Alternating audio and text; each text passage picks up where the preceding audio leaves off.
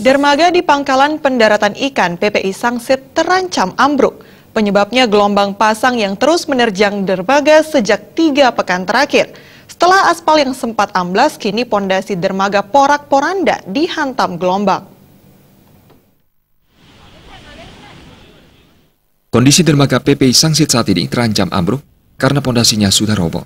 Selain itu, kawat bronjong yang semula dipasang sebagai penahan gelombang, kini dalam kondisi rusak.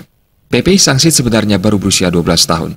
Namun karena selalu digempur ombak pasang setiap tahunnya, umur dermaga pun menjadi lebih pendek. Biasanya gelombang pasang akan terjadi mulai bulan Desember hingga bulan Maret, yang mengakibatkan gelombang akan naik tinggi dan terkadang mengakibatkan banjir rob. Kasih Pelabuhan Dinas Kelautan dan Perikanan Bali, Wayan Kasna mengatakan, pihaknya hanya melakukan identifikasi kerusakan yang ada. Kerusakan itu rencananya akan dilaporkan kepada pimpinan di dinas sebelum diambil langkah-langkah konkret perbaikan. Kewenangan ini kita akan identifikasi dulu. Jadi mulai kan banyak nanti setelah ini kita lakukan ini dulu, nanti kita laporkan dulu kepada pimpinan. Akibat cuaca buruk tersebut, 2 buah warung di seputaran PPI juga mengalami kerusakan. Salah satu warga setempat, Sudarmo, mengatakan, mengantisipasi bencana tersebut, instansi terkait diharapkan segera memperbaiki senderan di wilayah PPI Sangsit.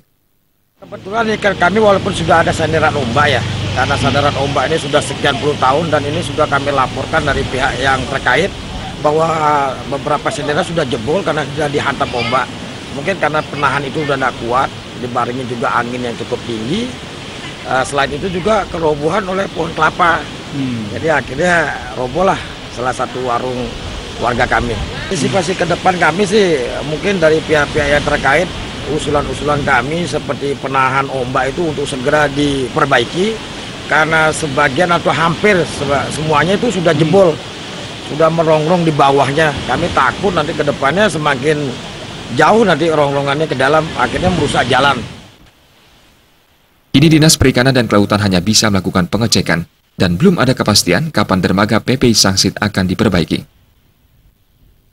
Komang Yuda, Bali TV.